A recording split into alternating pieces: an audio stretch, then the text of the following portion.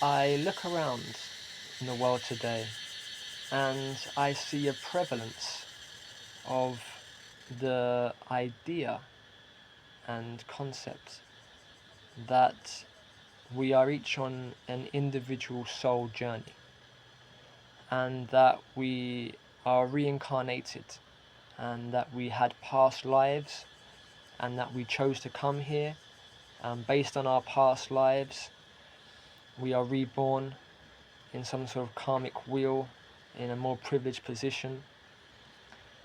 And I think personally that this disconnects us from our true understanding and our place in the grand tapestry design of life and Mother Nature.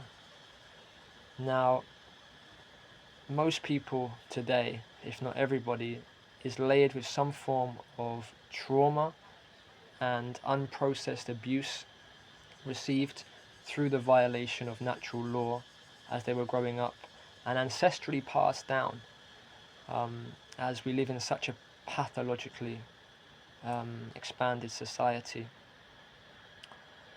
And when thinking about past lives and all these past regressions and a myriad of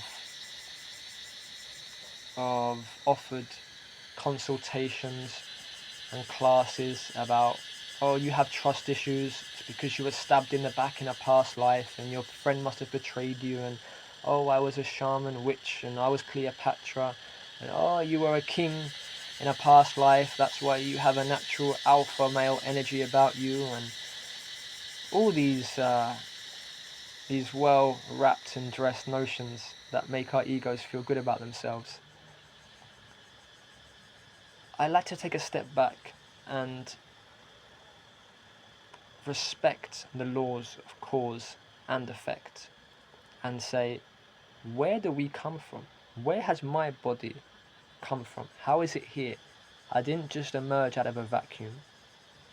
My body came from my parents' bodies, which came from their parents' bodies, which came from their parents' bodies. And if I keep going outwards, everything that my mother and father were, up until the moment they conceived me, gets passed into me. Everything that their mother and fathers were, up until the moment they conceived them, got passed into them. And so, if I continue expanding outwards, I can see that I am the accumulation, the culmination of billions of lifetimes of experience of all my ancestors up until the time they conceived the next generation. And so within the Akashic records of my DNA, I have billions of years of experience, of lifetimes, of ancestral records passed down and existing within me. So for me to choose and say that I have lived past lives, of course I have. I have billions of ancestral memories and experiences passed down into me, ranging across every layer of blissful, positive emotion and hurtful, traumatic experience that I could choose to embody or integrate. And this really connects me as to the rest of the world, because we have many common ancestors. So my great-great-great-great-great-great-grandfather, if I branch out the experience that he had accumulated in his body up until that time, and then branch it down, it's like saying Genghis Khan has 5% of the population today directly descended by him. We are all interconnected. And essentially, we are a soul reflection of each other. Every one of you out there, if I was born in your mother's womb and had your experience and your information received up until the point where you are now, I would be you. The purest soul reflecting and expressing itself through the ever-branching and expanding genetic ancestral lineage is what gives us our natural tendencies and unique biological makeover that makes us us.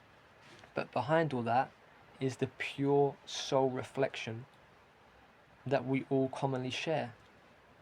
We are consciousness, embodied, but now passed through genetic lineages, holding memory and experience. And of course, therefore, holding trauma and pain, but also bliss, love and joy.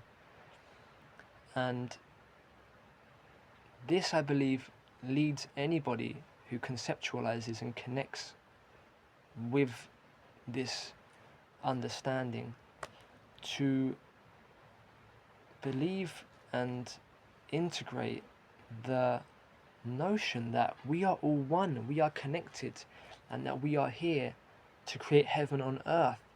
The more peace, harmony, and flourishing of this earthly world means the more peace, harmony, and flourishing of us and our place in it.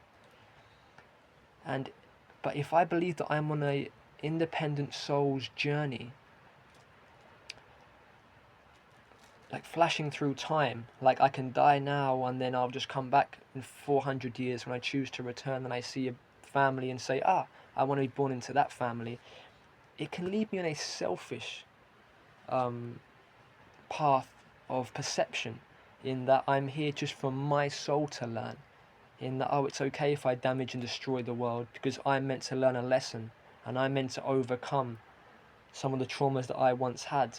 And we are here to heal personal, collective, and uni-encompassing trauma and bring about peace and prosperity on the land. But only through understanding that we are all connected in one, and that my body came from a body, and all that I am is all that my mother and father were when they passed and unified their spirits, their seed and soil, and allowed me to grow out of it. Otherwise, what would me as a farmer in Greek times look like? Well, it wouldn't be me. What makes me is my unique experience from the time of conception, of growing in the womb, of then being born, and then having an ego to navigate this realm. My ego is no more than my operating system to navigate the geo. So geo means earthly plane. Earth, geography, graphing the geo, geometry, measuring the geo-earth, geology, the logia essence of geo, earth and rocks. And so for me to navigate the geo, I have an ego. And so to think that I was here as Julius Caesar or Cleopatra or a farmer or a Russian soldier or some Egyptian herb salesman, of course I was. I have billions of lifetimes of memories going back to the very founding of time embedded within me. I could choose any of them to enact, embody, and derive knowledge and wisdom from in the form of the spirits of my ancestors. But to think that I was there, and that's why I'm traumatized today, and I'm feeling like I want to lash out and abuse, is, in my mind, no more than a Hollywood type fantasy. Because to think that I was here 500 years ago as a king, means that I think that my ego was there as a king. My ego, the way that I perceive the world today, was there, and my ego will be reborn in 300 years in the future to go about its purpose and journey. And I have a lineal journey of learning and discovering revolving around me personally. I am no more than the culmination of all earthly forces, designs and functions embodied. I am light, temperature, oxygen, air, fire, water, electricity, encapsulated, aware of itself and embodying and expressing itself outwards. And we have every conceivable memory and encapsulation within our Akashic DNA. And it connects us, it unifies us to the entire fabric of the world. And it makes us see that if I want to make any impact on the world and perform any hero's journey, it should be to elevate the entire fabric of the world and the nature that I inhabit. If I'm on a personal soul's journey, and I was here as a Roman general, and I will be here as some future dystopian character, it is an egotistical fantasy novel that I've written around myself that has no founding in cause and effect. Can you imagine the passing down of experience and elements and life expression that a mother and father live, perceive, and then pass through their child, live, perceive, pass through their child, and then suddenly that karmic knowledge and experience that's passed down gets put to the side because some soul on a journey suddenly zaps its way in and says, oh, I choose this English countryside family to embody and put my soul. And so the entire karmic setup of cause and effect and trauma and life of that actual child, baby's lineage passed down takes a back seat, and this little soul that happened to be born 100 years before that and has just come from a war or getting stabbed in the back by his friend takes the front seat, and now I have trust issues with my friends because I was here 100 years ago, and my soul's journey is now taking the forefront as opposed to the actual encapsulated, connected, real, tangible, rooted makeover of cause and effect coming from his direct ancestors, mother, father, grandmother, and their lives perceived. I don't see where the two come together. We are on a collective soul's journey.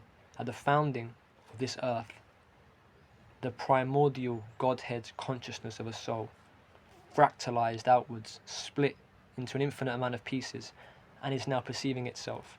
When I look into the eyes of any brother, any sister, any animal, insect, I am perceiving myself, my true, another fractal reflection of my soul looking back out at me. And we are here to work together, to connect, to embody natural law, and to raise the vibration of the garden and bring back heaven on earth. If I'm on a soul's journey, that takes a back seat. Of course I'm on a soul's journey, but on a soul's journey to connect and unify with every other soul out there and bring about peace and harmony. If I'm on my own individual, novel, lineal timeline of a soul journey, that takes a back seat. And I'm in a Hollywood movie, it seems. I hope that made sense. I see a lot of beautiful people, well-intended people, magicians and witches and alchemists who are looking to make a good change in the world, but still believing that their soul operates in a place outside of time and space and not of the earthly dimension, and that they zapped and chose to come here, and that you choose a family and that the entire family's true Akashic record passed down takes a back seat because my soul suddenly came in and is now behind the wheel. No, all that we are is stemmed from that timeline, from that root, that branching out of our ancestors. True, tangible, Akashic cause and effect, and connection to all that is, was, and will be. I hope that wasn't too confusing, and I managed to articulate it well enough. I almost got lost myself a few times to describing of it, but I just wanted to put that out there. We are part of the whole design, and tangible cause and effect, Akashic records of experience within our DNA.